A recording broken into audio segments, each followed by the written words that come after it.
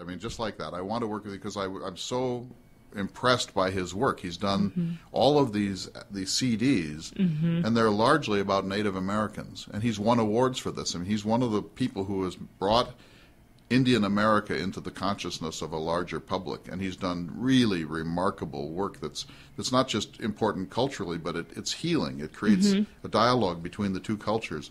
And I had great respect for that. And he's done music for Ken Burns documentaries and so on. Okay. So I went in and said, I want to work with you. And I had no idea really what that meant. So then now we make these documentary films together. And then I said, would you be willing to be the semi-permanent guest host of the Thomas Jefferson Hour? And he said, I'll do it for a couple of weeks. Oh, for and funny. Now it's like 5 years later. 5 years later, and it just he's happens. great at it. And so that's a wonderful connection. So now you impersonate Thomas and Jefferson on this radio show. Right. I portray Jefferson, and so if you say, well, Mr. Jefferson, what would you think of the killing of Osama bin Laden? Yep. I would try to... And I was actually going to ask you that. What would Jefferson think? He'd be against it. Because we had to invade the sovereignty of a neutral country, Pakistan, without its permission. And so imagine what we would think if Pakistan raided Omaha. Oh, exactly. Yep, I mean, I get why we did it, and I'm not Yep. a critic of it, but Jefferson, if you're asking about Jefferson... From Jefferson's point of view... Since when do we assassinate foreign leaders, even those that are horrible? You know, so is that our role? And is that our role in the world and what we're supposed to do and be? So that's why Jefferson's important, is because he asks questions that we no longer ask. So when we go in and get bin Laden, we're glad and we cheer and we think the Pakistanis weren't very helpful and we're just going to do this and they can't stop us anyway. And so that's not Jefferson's republic. A republic doesn't behave that way. And so it's really important for us from time to time to sort of hold up ourselves and then hold up what we were going to be and say, are we going to match it, or how can we? And do we still need to be that, or have we graduated out of it? And if so, what is it? But we still think of ourselves as a Jeffersonian republic. We're not. And I think that's a lot of the anger and discontentment and the Tea Party and a lot of other things. I can see that, where all these different little political aspects are starting to pop up. Because we know our ideals. I mean, all of us want to be the world's great hope, the most decent, the American thoughtful. dream. Yeah, that's the dream, that we are different from other people because we do it right, and the rule of law and decency. We're the righteous ones, we're the kind ones. And when it turns out we're just an empire and behave the way an empire behaves, that's damaging to our sense of ourself. And so the Tea Party, I'm not a Tea Party person, but I respect them because they're saying, hey, weren't we going to be this? Yeah. And how did we become that? They're living up to what their ideals are. Yeah, now I think they're taking it a little out of context, because I like the Food and Drug Administration and I like air traffic control, and I like to know that the antibiotics I buy for my child have been tested and are it's safe. Not just the buyer beware and go see what works. I like government. Yep. And they don't. And I think that given the world we live in, in Jefferson's time, if you got drunk tonight and were falling down in a tavern, what's the worst that could happen? You fall off your horse on your way back to your house. Exactly, yeah. Today you could cause a 75-car crack up on the freeway. Many, many different times. Different times. The stakes are different. Yep. In Jefferson's time, a high-tech weapon was a musket that took 40 seconds to reload. Well, if that had been at Columbine, how many people would have been saved? They would have gotten off one or two shots, and then they would have been overwhelmed. Mm-hmm. Today, any knucklehead can walk into the Civic Center with a pistol and shoot 100 people. Ugh. And so we live in a different world. Mm-hmm. And the people, the libertarians and the Tea Party types and others who want to lock us into Jefferson's world are not making the translations. Yep. That guy that did the thing in Tucson with the congresswoman. Yes, with the congresswoman, when he just walked up to her and he shot her, and then that other little girl too. I mean, that's the world we live in. It's the way it is these days. And so you need to face the world as it is, not as you wish it were, but you still need to ask the world to be Jefferson's world too. You can still bring in some of Jefferson's aspects and ideals and decency and thoughts, but yet the stakes are different. So you have to find that comfortable marriage of the two. And that's what I try to do on this program. It's not cool. to say what Jefferson necessarily intended, because he believed that slavery was basically okay, and that women should be home and pregnant, and that Indians were, him and I would not get along right, there. So I mean, he would not have understood Yes. the role of women in our culture, but he didn't know birth control. Yep. He didn't live in an industrial society. We do.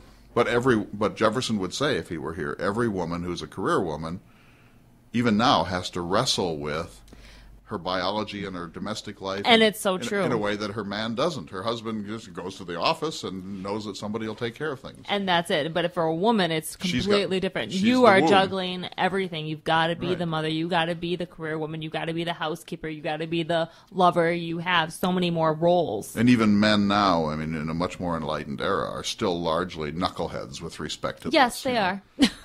So Jefferson. No offense. No, it's true. I mean, men live in this world where they play a role in parenting, but it is a slender one. Yep. And the default parent is almost invariably the mother.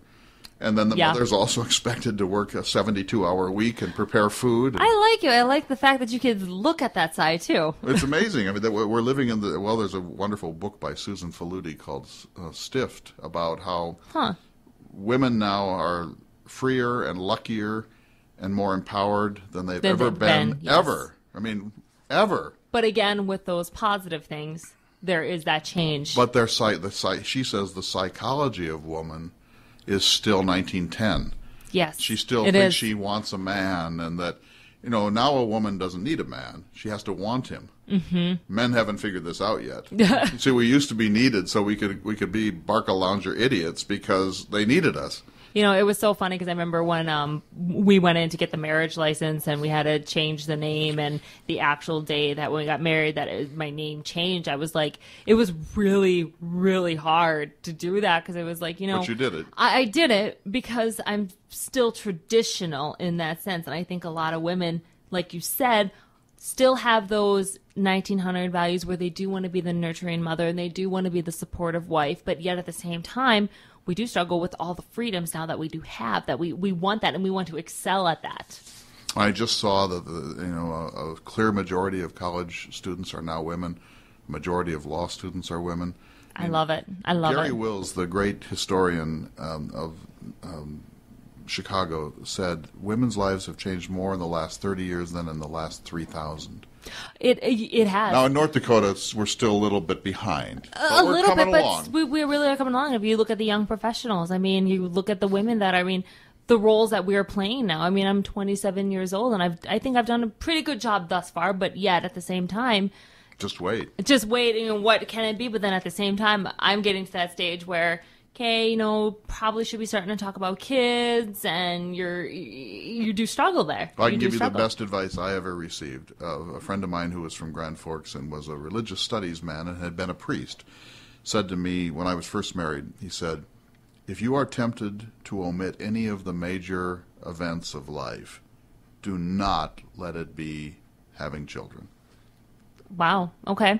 That was the best advice I ever received. My life as a father, I'm a divorced father, but my life as a father is infinitely more satisfying to me than my life as a scholar, as a writer, as a commentator, as a performer, or anything else. How many kids do you have? Just one, a daughter who's 16. Oh, you have an only daughter. And we're leaving on Monday for Europe for 2 weeks. We're going sailing over on the Queen Mary and spending a week in London, going to Shakespeare plays and so on. My mother and my daughter are coming, so I'm flanked by these strong women. Oh, that is awesome. But she's my world, and if you said to me, well, you have to remove everything until you're down to one thing, the one thing would be my daughter, without question. And so, working women have careers, and they can be Supreme Court justices, and we'll soon have a president who's a woman. Very, very soon, I do believe. But you also need to have children if that's your world, if that's what you want, and make the world accommodate it, and not let the world tell you what you should do and what you should not do. And it's still at the same time, it's still trying to figure that out. What is the right thing?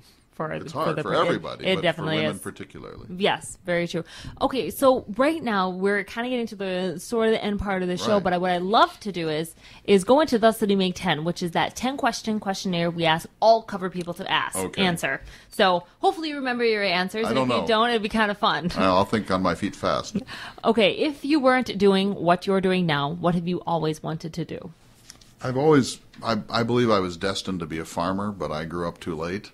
But I love my hands in the soil. If I could be a 21st century cyber farmer, I would do that. Or a wine grower. I'd like to produce the first true wine of North Dakota. Oh, very cool. Okay. If you could meet anyone, living or dead, who would it be?